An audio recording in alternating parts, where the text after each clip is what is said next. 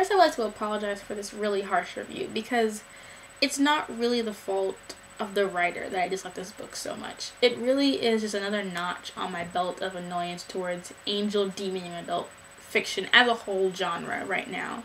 If I hadn't read Once Dead, Twice Shy, and Fallen, which was terrible, both of them were terrible, but abysmal was Fallen. Oh, so bad. I might not find this book so repulsive. And for a debut novel, it really isn't that bad. It's, in terms of writing and stuff like that, it was really good. But in terms of like plot, characters, and just voice, it left a lot for me to really, for me to be able to enjoy it. First of all, the portrayal of demons in this book, as well as angels, is just pathetic. I mean, the main male lead's name is Luc Cain, right? And with a name like that, how could you not be evil? But he doesn't live up to the power of his name at all. I mean, by page 20 of this book, he is already melting to Frannie's charm and losing his demon instincts and falling into the wanks of love. He already starts to fall in love with her. And it's just frustrating as a character to read a character who's supposed to be alive for about a millennia, 5 minutes meeting this girl, and he already is just like, I want to be good. I want to be a better person. I want to be with you forever. It doesn't make any sense. And nothing about him screams badass. You wear black. You have piercings. Very scary. I mean, he spends most of the time in this novel talking about these new feelings he develops for Frannie. And he just turns into a lovesick douchebag. I mean, when he goes into the front of hell, for like the first time since he's been like on Earth, he practically pisses himself. I'm like, you've been around demons your entire life, and you're afraid of them all? Because it seems that way. He's like all nervous around people and like scared out of his asshole. I'm just like, you know what? You're not a badass. You ain't shit. Sit down. Now, Satan in this book just comes off as a drama queen. And I just want to say for the record, I'm a huge fan of Paradise Lost. Now, I know not every book can develop the devil into such a complex character as I did in that. But I would like some effort, He's not a unique portrayal. And in the few seconds that we get to see him, he lacks the charisma of a man capable of waging war on God, number one. Second, he doesn't inspire any fear at all. He just kind of seems like he's throwing a tantrum, just getting all mean, just like. There's something about where I just mentioned kind of like a smooth operator. Like one of my favorite adaptations of him besides Paradise Lost is just the Sandman series by Neil Gaiman, where they have like the whole Lucifer storyline. He's just like smooth and cool and calculated, and he doesn't lie. He just knows how to do what he has to do. And he's supposed to be the ultimate evil for anyone that really has any kind of biblical standing. That ultimate evil, whether you want to call him that or whatever other name you have for him. He has to inspire some sort of fear, or what is the point of having him in your book? And if you can't give him that, don't let him be seen. Do the Lord of the Rings thing. Just have him be like a huge eye, or just have him be a cloud of smoke. But if you can't make it work, don't show it. Now, for the angels, one, they lack any depth, because the writer obviously wants you to vote for Luke because it's a love triangle, of course, between the girl Frannie, between the demon guy Luke, and then between Gabe, who's Gabriel. And Gabriel is just an irritating shade of an angel. I mean, he acts like a goody-goody lovesick boy. And it's hard to believe that this is the same guy who's supposed to be the messenger for God. I mean, we have no real insight into the way the angels work anyway, so that they're all good guys, and he's just such a cliche idea of what an angel is. He can't lie, he's perfect, he makes her feel warm and fuzzy and all kinds of good bunny rabbits and hearts and Care Bears and shit. It's just so cheesy that I can't feel anything for it. And I didn't like them. I didn't like any of the male leads in this story, and I know a lot of people did, but I just couldn't get into it.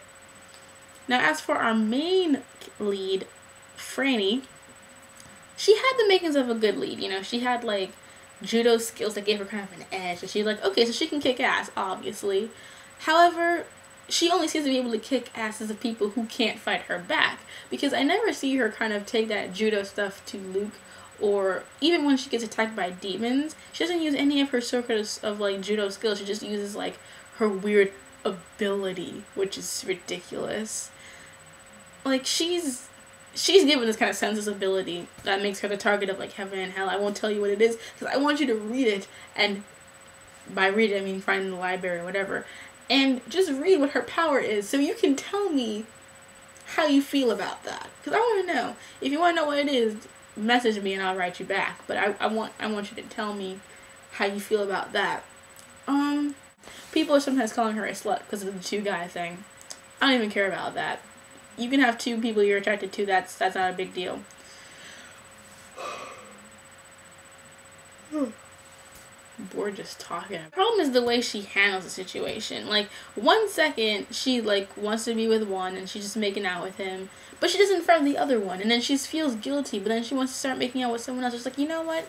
You say you want to be with both. Can you at least be clever about it and not let them see you? She just does it in front of their faces like it's no big deal. It's just like, I don't care about you because you're being an idiot.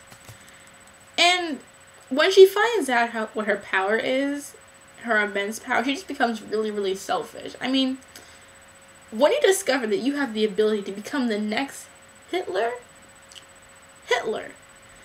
there is some kind of personal responsibility you must take. But no, not Frannie. She wants to be her own person. She doesn't want to have to be like, she can either be Moses or Hitler. She's like, I don't want to be either. I want to be myself. I want to be whoever I want to be. It's like no one's telling you that you have to be Hitler or Moses. Just, be good so that you can be protected and not become Hitler. Because you know what? If you have to choose between being Moses or Hitler, I think you want to be Moses more. Hitler, the whole Holocaust thing. You don't want that again. You don't want to go through that again. And for those who may say I'm being too harsh on her because, of course, if any women's with great power becomes great responsibility, whatever.